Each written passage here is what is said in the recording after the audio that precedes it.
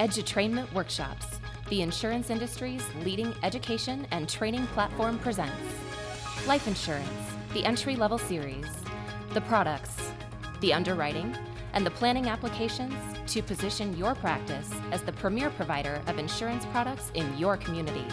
Get on board, get on track, get to where you're going. And now, your Edutrainer, national insurance columnist, Steve Savant. Well, welcome everyone. I'm Steve Savant, your Edutrainer and coach in our Edutrainment Workshops. And of course, we're into, week 6, 7, I can't even keep track anymore, our entry-level introduction into life insurance, our series for basic entry. And we really like it because we think it's a basic course. If you are starting out watching this video today, I highly recommend you go back to the very, very first set series and get kind of a basic understanding, put the foundation under before you start listening to today's show and all the things that we're going to be talking about in the next couple of weeks. I want to also let you know that I want you to be able to go out and track with us with the software that we're using. We're using the Lincoln Benefit Life's Eclipse illustration software. Lincoln Benefit, an Allstate company, is our sponsor for Edutrainment Workshops.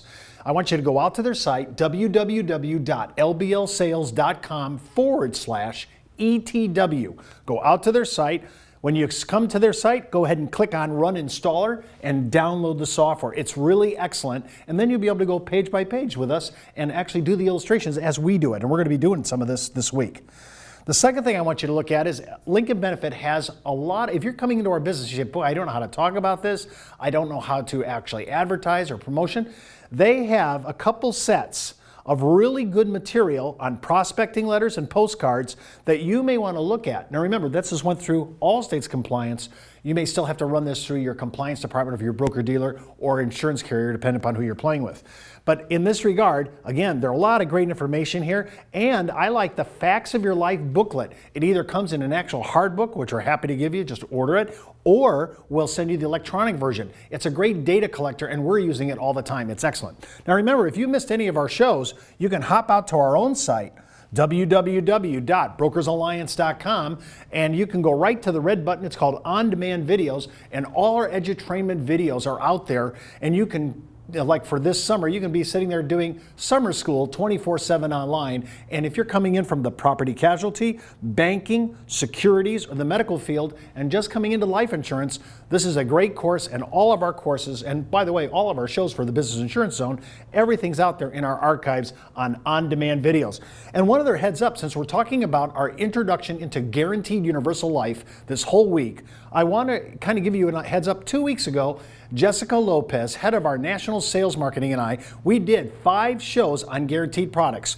2 of them were term, but the actual other 3 were guaranteed. If you haven't seen that, if you like what you hear today, I want you to go out to that site and look at the Guaranteed Life Insurance series that Jessica and I did. It's right on our website. Just hop out there. And by the way, we had for our Mortality Mechanics series playing recently with Bobby Samuelson, one of the top guns in mortality chassis construction and design. He's a huge consultant and nationally recognized as one of the big guns in life insurance, every chassis, whether it's VUL, guaranteed, term, IUL, current assumption, and whole life. So I want you to go out there. Those 5 shows are actually out there. And we also did a show on illustrations called Vapor on Paper. If you want to watch it, it's an excellent, excellent tool. So hop out there. Now, before we start going into the spreadsheets today, because I want to talk a little bit about guarantees, I want to show you some of the basic concepts behind it, because I want to make sure we're all on the same page. Now, when we talk about guaranteed universal life, I just want to give you a heads up. When you go to some of these grids, which we're going to talk about tomorrow, I want you to look at some of the basic theory behind it. Now, part of it is some people use what I call limited guarantees. And what I mean by limited guarantees, I mean 10 to 15 years, and that's all you get. So if you're sitting there saying, wow, that's a short term period, it is. And remember, just be aware that you have to actually look at spreadsheets and grids and look at their little caveats or disclosures or disclaimers and make sure, hey, am I getting just a limited guarantee? And remember, because you have limited guarantee, you could also be looking at things like dial a death benefit. And what I mean by that is you could actually dial how long you want this contract to go. So instead of the maturity date, you could actually dial that and say, wow, I want to dial a death benefit. Now, some carriers are still in the what I call the UL term market. They actually show up on the term spreadsheets, but they're technically universal life contracts. Many carriers are pulling away from this because of the no-lapse provisions, the shadow accounts, the actual triple E and triple X regs that are actually impacting them, the reserves that requirements are there. So we don't have too many people left in this market, but we still have 2 or 3 showing up on some of these term grids. So be aware that they're using what I call term UL. Now remember, everybody's a little different. These usually go around 15. I could dial a death benefit though to age 85, to age 90, age 95. Age 100. Some contracts will let you dial it up to age 105. So you got to be careful. What are you really getting and how long do you want the guarantees to last? So I'm always looking, is this just a limited guarantee, a short term, 10, 15 years? Is it really term UL? Is it dial a death benefit? And probably the biggest issue I want to talk about, especially when it comes to dial a death benefit, is the actual issues of health classifications. Now, when I'm talking about health classifications, this is a big deal. Health classifications are so varied. And we have 5 different classifications before you even get into substandard business. You have super preferred, you have preferred plus, you have preferred, you have standard plus, and then standard. 5 different levels of health classification or categories to look at.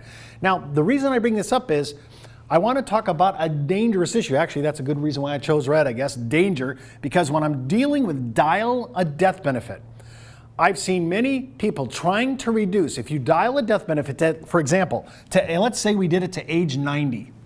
If I dial a death benefit to age 90, I know my premium commitment's going to be smaller. And in a competitive situation, you might be tempted to use dial a death benefit to age 90. But if I'm looking at well, let's just do this here. Let's go clear. And if I'm looking at a female who is super preferred, and let's say she's 55.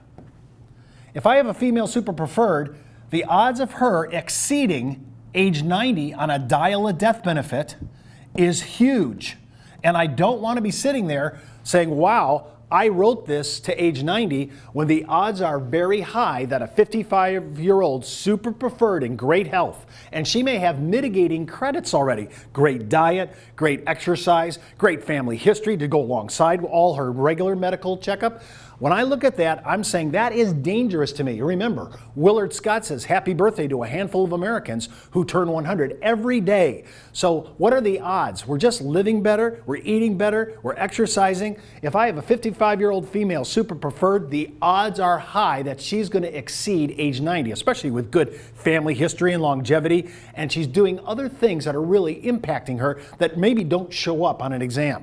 Now, I just want to give that to you because in competition, when I see a super preferred at age 90, I write a small little column brief or a little bit of an executive summary to give a heads up to the people who are making the decision, whether it's the client, whether it's the fiduciary, maybe it's an attorney for a big case. I want to make sure that they understand that according to the 2008 Society of Actuaries VBT tables, that I'm concerned, based on the relative risk tables of the 2008, that if we go ahead and use a age 90 maturity date or duration date, that I may run into problems with this gal, 55, exceeding 90.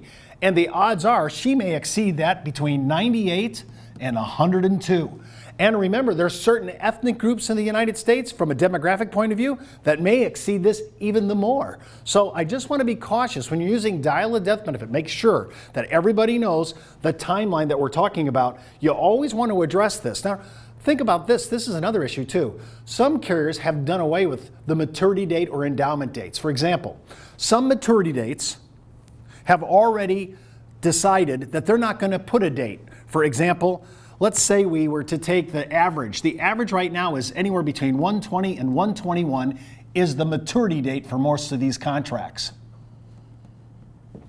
But some contracts now have actually went from a guaranteed point of view to this phrase in the contract, life of the client, or actually, I'm sorry, the insured.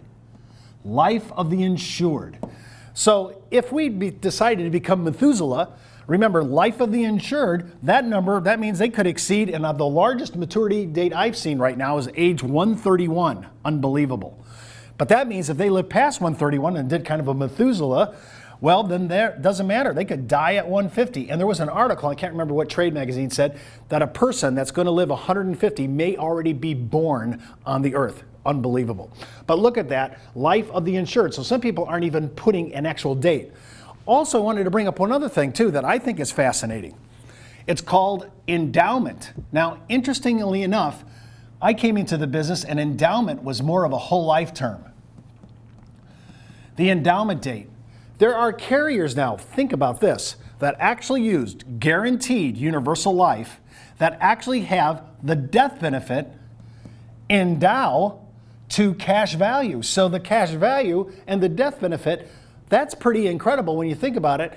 And at age 100, a couple of these carriers are half that. So if I had a death benefit of $500,000, I might have $250,000 in cash at age 100. And remember, if my client, my insured, lived past age 100, they may actually have cash in this contract, even though we're looking at a guaranteed universal life contract, which traditionally, because of its no lapse and it's trying to keep it as cheap as it can, doesn't really have a lot of cash values in it.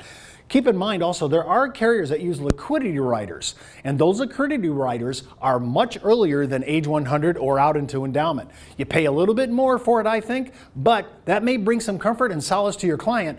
15 years into this, 20 years into it, you'd have cash enough in the contract on a guaranteed universal life chassis, and you could cash that in for at least what you put into it about in the 20th year or so. Everybody's different. You have to remember, everybody's going to have different numbers at this. Now, even some of these endowments that give cash, another feature is at their LE, there might be between 20 and 25% of that cash, their LE being their life expectancy. So I'm going to look at things like this just to make sure, is this the way I want to go? So when I'm trafficking or targeting guaranteed universal life, am I using limited pay? Am I dialing a death benefit? Is this really UL on a term chassis, or I'm sorry, a term kind of pricing on a UL chassis? Is the maturity date, can I dial it all the way out to 120? Does the phrase life of the insured come up? I just want to be able to summarize and always think, what am I trying to get done? Now, back to the health situation, because I want to make sure that we're really clear on this. So if I have a female at age 55, super preferred, and I think that she's going to at least live to, let's say, 102, based on some of the people that we know already are living this way. So I don't want to use 85, I don't want to use age 90, or 95, or age 100. So right away, if I see those quotes out on the spreadsheet, right away I know, no way am I using these. I have to give a good probability of getting out to the maturity date. So if I see age 102, all these are coming off the floor. I'm not going to do it. Now, if I see family history on this same female, and I notice that all the females in her family, 55-year-old super preferred. If I see all the females in their family, and she has several aunts, grandma, everybody, great-grandma, they're all in their 90s already, then I have to look at her diet, her credits, life credits, lifestyle credits. She may be a person that could hit 110. Listen, the difference between 105 and 120, and there are several carriers where there is no difference between 100 and 120, but if there's no difference between 105 and 120, or it's just minuscule, if I'm looking at a super preferred female who has huge history of females in her family line actually living longer, I'm definitely going to a lot longer maturity date, because we're using guaranteed premium. I want to make sure that the premium's there for the client. Remember, some carriers don't even use numbers anymore. They use this phrase, life of the insured. It's really a great idea to think about this and do a little math. Hey, and if we need to do that for you, we can do that for you. That's guaranteed life and guaranteed durations and a little bit of underwriting thrown in so you can understand it. This has been an Edutrainment Workshop, the educational division of the National Insurance Clearinghouse, the marketing arm of Brokers Alliance, and sponsored by Lincoln Benefit Life. an Allstate company.